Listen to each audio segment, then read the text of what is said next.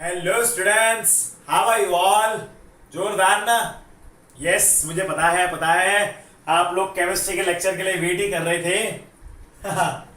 चलो तो फिर शुरू करते हैं आज का एक नया topic, that is ionic bond या फिर उसको बोलते हैं इलेक्ट्रोवैलेंट बॉन्ड।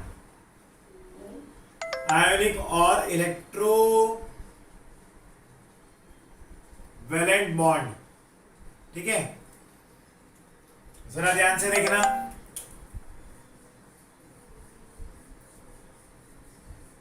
आयोनिक और इलेक्ट्रोवैलेंट बॉन्ड, ठीक है। चलिए पढ़ाई करते हैं, शुरू करते हैं। Let's start it. शुरू करते हैं। ध्यान देना बच्चों इधर। अब आयोनिक बॉन्ड का दूसरा नाम है दैट इज इलेक्ट्रोवैलेंट बॉन्ड, ठीक है ना। अब ये जो होते हैं ये खास करके हमेशा मेटल एंड नॉन मेटल के बीच में ही बॉन्ड फॉर्मेशन होता है। इनका जो बॉन्ड फॉर्मेशन है वो मेटल एंड नॉन मेटल के बीच में ही होगा। और इसमें क्या होगा? Complete transfer of electron. Complete transfer of electron होता है, यानी कि इलेक्ट्रॉन पूरी तरह से एक एटम से दूसरे एटम में ट्रांसफर हो जाता है। It gets transferred from one atom to another atom. Okay, like example ले लेते हैं हम लोग कि Na है सोडियम। अब उसको हमने आयोनाइज किया तो ये Na plus plus electron minus मिला। अब इसका कॉन्फ़िगरेशन होता है 2,8,1। अब सोडियम के आउटरमोस्ट ऑर्बिट में एक इलेक्ट्रॉन होता है और in order to attain the octet configuration वो क्या कर रहा है? अपने इस वाले इलेक्ट्रॉन को किसी को डोनेट कर रहा है। पर ये भी एटम उसी को डोनेट कर पाएगा, बराबर है, जो इलेक्ट्रॉन को गेन कर पाए, वरना ये इलेक्ट्रॉन को डोनेट ही नहीं कर पाएगा। समझे कि नहीं? अब दान कब दे पाओगे? जब सामने कोई दान लेने वाला हो।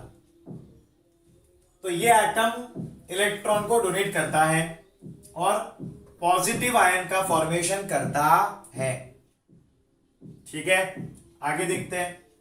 अब ये जो है वो किसको इलेक्ट्रॉन डोनेट करता है? तो वो क्लोरीन को डोनेट करता है, जिसका कॉन्फ़िगरेशन 2,8,7 रहता है। और एक इलेक्ट्रॉन को गेन करके ये Cl माइनस यानी कि 2,8,8 यानी कि ये ऑक्टेट कॉन्फ़िगरेशन अटेन करता है। क्या करता है? ऑक्टेट कॉन्फ़िगरेशन अटेन करता है, ठीक है। अब ये दोनों जो अपोजिट चार्जेस है, ये पॉजिटिव चार्ज और ये नेगेटिव चार्ज, इनके बीच में क्या होता है? ये पॉजिटिव एंड नेगेटिव के बीच में इलेक्ट्रोस्टैटिक फोर्स ऑफ अट्रैक्शन होता है।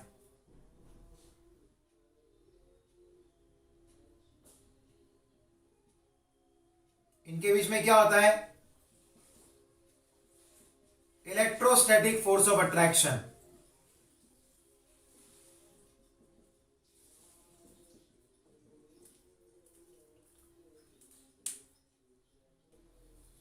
यस, क्या करता है? तो इन दोनों के बीच में इलेक्ट्रोस्टैटिक फोर्स ऑफ अट्रैक्शन होता है। बेसिकली बच्चों, आयोनिक बॉन्ड कोई प्रकार का बॉन्ड नहीं होता, वो एक प्रकार का अट्रैक्टिव फोर्स है। क्या है वो? One type of attractive force वो होता है positive ion and negative ion के बीच में। लेकिन ये जो फोर्स ऑफ अट्रैक्शन है ये बहुत ही ज्यादा स्ट्रॉन्ग फोर्स ऑफ अट्रैक्शन होता है। ये कोई वीक फोर्स ऑफ अट्रैक्शन नहीं होता। It is not a weak force of attraction, ठीक है।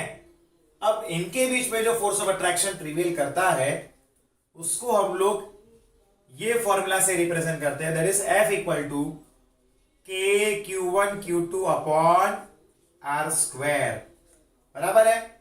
इस इक्वेशन से हम उसको रिप्रेजेंट करते हैं और जिसको हमने बोला इलेक्ट्रोस्टैटिक फोर्स ऑफ अट्रैक्शन।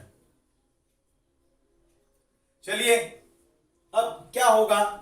ये जो Na प्लस है वो इस Cl माइनस को खींच के एक मॉलिक्यूल बनाएगा NaCl बनाएगा, ठीक है। बेसिकली ये जो आयंस हमें मिलेंगे that would be in the gaseous state, and here हमें ये जो मॉलिक्यूल मिलेगा that would be in the solid state, it would be in the solid state. Okay, now basically what is happening here, like we are having sodium atom. अब Lewis dot structure के मुताबिक represent करते हैं. Lewis dot structure जिसको हम लोग short में LDS बोलते हैं. क्या बोलते हैं? एलडीएस. अब सोडियम के आउटर मोस्ट ऑर्बिट में कितने इलेक्ट्रॉन्स हैं? सिर्फ एक इलेक्ट्रॉन है ना, तो ये रहा, बनाया मैंने. एंड क्लोरीन बेचारे के पास 7 इलेक्ट्रॉन्स रहते हैं. अब आप सोचो कि क्लोरीन के पास तो कितने सारे इलेक्ट्रॉन्स है आउटर मोस्ट में, फिर भी वो सोडियम से इलेक्ट्रॉन की भीख मांग रहा है. यानी कि फिर भी वो क्या कर रहा है, सोडियम के इलेक्ट्रॉन को खींच लेता है. बराबर के नहीं? और यहां पर इलेक्ट्रॉन्स का क्या हो रहा है, ट्रांसफर हो रहा है सोडियम से क्लोरीन की तरफ, और इन दोनों के बीच में बॉन्ड फॉर्मेशन हो जाता है. Basically it is called to as a strong electrostatic force of attraction, and it is named as here ionic bond और इलेक्ट्रोवैलेंट बॉन्ड. इलेक्ट्रोवैलेंट बॉन्ड क्यों नाम है वो तो मैंने पढ़ाया था कि भाई यहां पर जो इलेक्ट्रॉन्स होते हैं वैलेंस इलेक्ट्रॉन्स, उसी का शेयरिंग, यानी कि शेयरिंग नहीं पर ट्रांसफर होता है. कोई डोनेट कर रहा है तो कोई गेन कर रहा है. ठीक है, अब देखो इलेक्ट्रोवैलेंसी के बारे में मैं आपको बताऊं. इलेक्ट्रोवैलेंसी के बारे में मैं आपको बता दूं. Let me tell you about it. Electrovalency के बारे में, इलेक्ट्रोवैलेंसी के बारे में बात करते हैं कि यहां पर पॉजिटिव, ठीक है, अब पॉजिटिव चार्ज का फॉर्मेशन कर रहा है वो, यानी कि नंबर ऑफ इलेक्ट्रॉन्स वो तो दोनों कर सकता है, नेगेटिव भी कर सकता है. बेसिकली इसका मीनिंग होता है नंबर ऑफ इलेक्ट्रॉन्स, वो किस पे डिपेंड होता है, नंबर ऑफ इलेक्ट्रॉन्स लॉस्ट यानी कि डोनेटेड और गेन. ठीक है, लॉस्ट और गेन. ठीक है, ध्यान देना जरा. यस, यहां पर ध्यान देना. बीच में एक कॉल आ गया था, चिंता मतलब होता है, टेक्नोलॉजी का जमाना है. चलो आगे जाते हैं. लाइक मैं आपको एक लिस्ट लिखवाता हूं. ग्रुप नंबर 1 के जितने भी एलिमेंट है, लाइक मैं दो तीन एग्जांपल भी लिखूंगा. ली, ना, के, वो सबका वैलेंस इलेक्ट्रॉन्स वैलेंसी 1 होता है, यानी कि वो एक इलेक्ट्रॉन को डोनेट करेगा. ग्रुप नंबर 2 में क्या होगा, एग्जांपल्स लिए हैं मैंने बेरिलियम, मैग्नीशियम एंड कैल्शियम, इसमें 2 इलेक्ट्रॉन्स होते हैं. ग्रुप नंबर 13 लेते हैं, एल्यूमिनियम है, और भी एग्जांपल ले सकते हैं, गैलियम है, कितने आएंगे, 3 इलेक्ट्रॉन्स. ग्रुप नंबर 14 लेते हैं, कार्बन, सिलिकॉन, जर्मेनियम, 4 इलेक्ट्रॉन्स को लूज करेंगे ये. ग्रुप नंबर 15 पे आते हैं, क्या आएगा, नाइट्रोजन, फॉस्फोरस एक्सेट्रा. अब ये क्या करेंगे, ये 3 इलेक्ट्रॉन्स को गेन करते हैं, दे गेन 3 इलेक्ट्रॉन्स. ग्रुप नंबर 16 में क्या होगा, ऑक्सीजन, सल्फर, ये 2 इलेक्ट्रॉन को गेन करते हैं. ग्रुप नंबर 17 में क्या होगा, एफ, Cl, Br, ये 1 इलेक्ट्रॉन को गेन करेंगे. तो ये जो मैंने लिस्ट बनाई है वो उनके वैलेंस इलेक्ट्रॉन्स की लिस्ट है जो हमें आपको पढ़ानी जरूरी होती है. ओके, चलिए आगे जाते हैं. Energy terms involve in favourable conditions. ठीक है, जाते हैं, पर एक बार आप इसका स्क्रीनशॉट ले लो. Take the screenshot of this, take the screenshot, फिर मुझे रब भी करना है. कम ऑन, चलो अब इसको मैं रब करता हूं, फिर मैं आगे बढ़ाता हूं. ठीक है,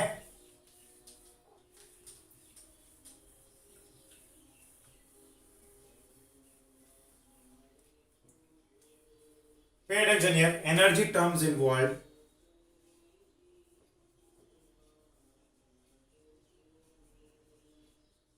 involved and favorable conditions.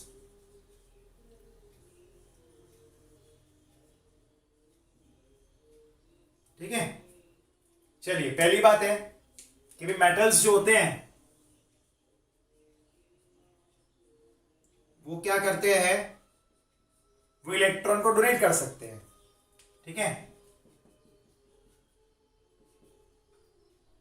पर वो सिर्फ गैशियस फॉर्म में होगा।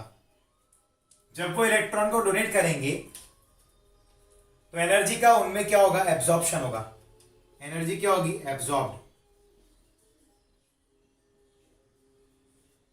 ठीक है, अब यहां पर आयोनाइजेशन मिनिमम होगा।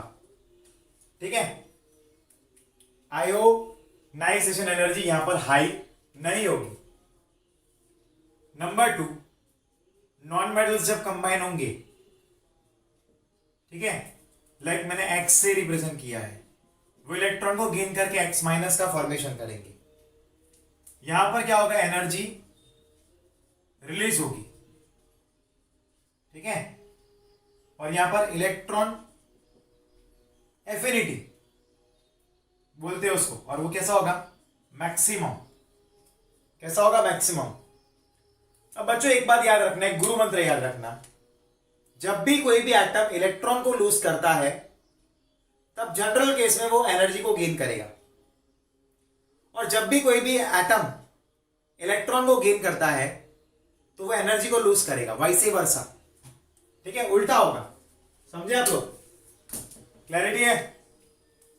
बेसिकली यहां पर क्या होगा, तो मेटल्स कंबाइन हुए नॉन मेटल के साथ, क्या बने, M+ बना, X- बना, और ये Mx बन गया। समझ में आया, क्लियर हुआ, यस। और इनके लिए क्या होगा, एनर्जी का रिलीज होगा, यानी कि पॉजिटिव एंड नेगेटिव आयन जब कंबाइन होंगे तब यहां पर क्या होगा, एनर्जी का रिलीज होगा, और उसको हम क्या बोलते हैं, लेटाइस एनर्जी। एनर्जी रिलीज्ड, क्या बोलते हैं उसको, लेटाइस एनर्जी। ठीक है, अब एक बात याद रखना, जिस भी मॉलिक्यूल में लेटाइस एनर्जी जितनी ज्यादा, कंपाउंड की उतनी ही ज्यादा स्टेबिलिटी होगी। चलो मैं रब करता हूं इस पार्ट को।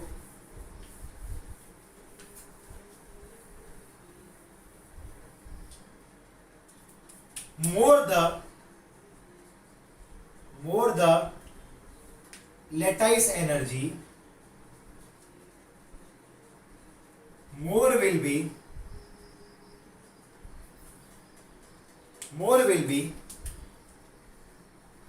stability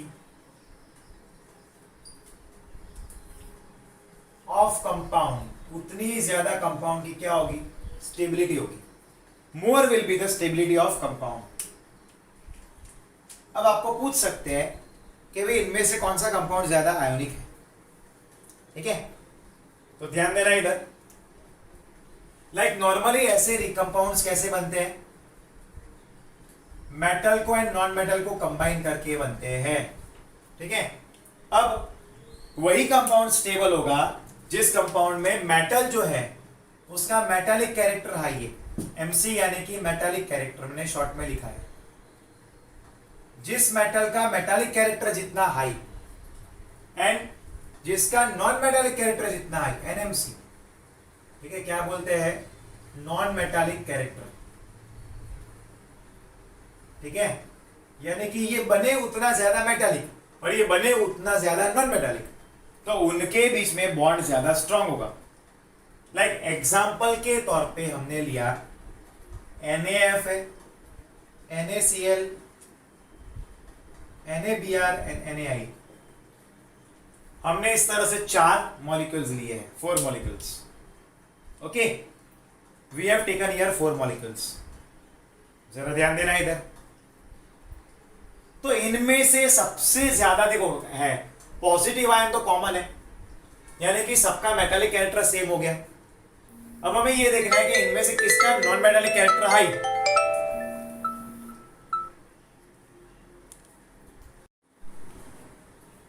अब NaF, NaCl, NaBr, Na, इनमें से हमें ये तो ढूंढना ही है। अब सोडियम तो सब में कॉमन है, तो चारों में से ज्यादा इलेक्ट्रोनेगेटिव जो होगा ना, वही ज्यादा नॉन मेटालिक कैरेक्टर होगा, या फिर जिसका साइज सबसे छोटा होगा ना, वही उतना ज्यादा नॉन मेटालिक कैरेक्टर का होगा। Like FCl, Br, I। तो डाउनवर्ड जा रहे हैं, क्या होगा? नॉन मेटालिक कैरेक्टर घटेगा। तो फ्लोरीन का सबसे ज्यादा नॉन मेटालिक कैरेक्टर होगा, और इसीलिए यहां पर इसकी स्टेबिलिटी हाई हो जाएगी NaBF की। Okay,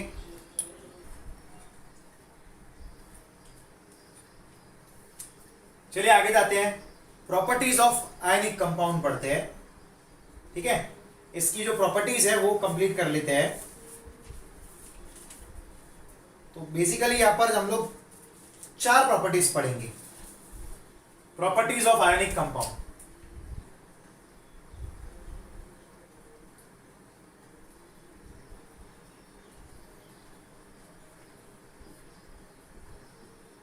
properties of ionic compound, पहला है फिजिकल स्टेट। देखो एक बात याद रखना, इसका फिजिकल स्टेट हमेशा सॉलिड होता है। क्या होता है? इसका फिजिकल स्टेट हमेशा सॉलिड रहता है।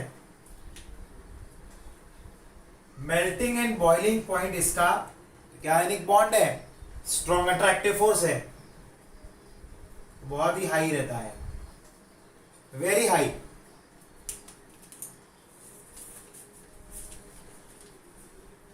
It is very very high. Ionic bond जब भी बनता है तो वो मॉलिक्यूल सॉलिड ही रहते हैं, इनके बीच में अट्रैक्टिव फोर्स हाई है, तो इनका मेल्टिंग बॉइलिंग पॉइंट भी हाई रहेगा। थर्ड, इनकी कंडक्टिविटी की बात है, इट्स कंडक्टिविटी। अब इनकी कंडक्टिविटी वैसे बैड रहती है, बैड कंडक्टर्स। सॉलिड फॉर्म में अगर ये है तो बैड कंडक्टर्स होते हैं, लेकिन अगर इसको मोल्टन फॉर्म में लाए तो ये गुड कंडक्टर होते हैं। मोल्टन या फिर एक्वस, तो दे आर गुड कंडक्टर्स। अगर वो मोल्टन है या एक्वस फॉर्म में है, then it would be good conductors of electricity. अब बेसिकली उसके पीछे लॉजिक क्या है? तो उसके पीछे लॉजिक ये है कि अगर वो सॉलिड है तो उसके आयंस का मूवमेंट नहीं हो पाएगा, तो ऑब्वियस है कि कंडक्शन नहीं हो पाएगा। लेकिन अगर उसको लिक्विड फॉर्म में ला दिया गया है, मोल्टन फॉर्म में ला दिया गया है, तो आयंस के बीच में मूवमेंट होगा और इसीलिए कंडक्शन हो पाएगा, and then only it would be able to conduct. ठीक है, तभी वो क्या कर पाएंगे? कंडक्शन कर पाएंगे। क्लियर है? अब देखो वहां पर NaCl का एग्जांपल हमें दिया है टेक्स्ट बुक के अंदर, और उसका एक क्रिस्टल स्ट्रक्चर बनाया है। बेसिकली क्रिस्टल स्ट्रक्चर का मीनिंग क्या होता है? तो ये होता है कि उसके हर एक पार्टिकल का शेप एंड साइज सेम है, बराबर। हर एक पार्टिकल का शेप एंड साइज सेम है, और उसके आयन परफेक्टली प्लेस्ड है। लाइक उसका स्ट्रक्चर को जिस तरह से मैं इधर बनाता हूं, कोई बात नहीं, छोटा स्ट्रक्चर बनाएंगे। ठीक है, और हर एक सोडियम आयन जो है वो आसपास में 6 क्लोरीन आयन से घिरा हुआ रहता है। ठीक है,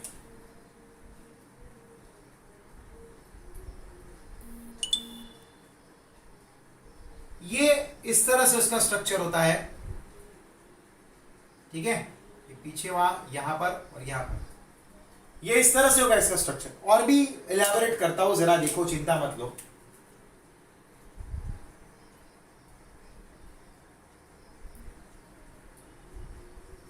ठीक है,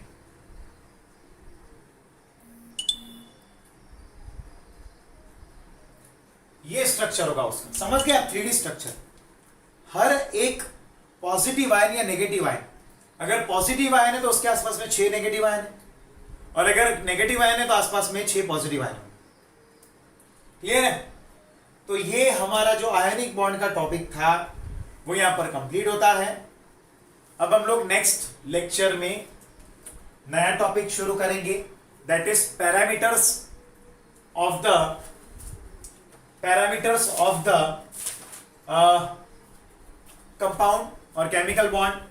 तो हम लोग अगले वीडियो लेक्चर में पैरामीटर्स पढ़ेंगे। आई होप कि यहां तक आपको क्लियर हुआ है एंड आपको इंटरेस्ट भी पड़ा है। हम मिलते हैं नेक्स्ट लेक्चर में। Till then goodbye and take care. Bye बच्चों।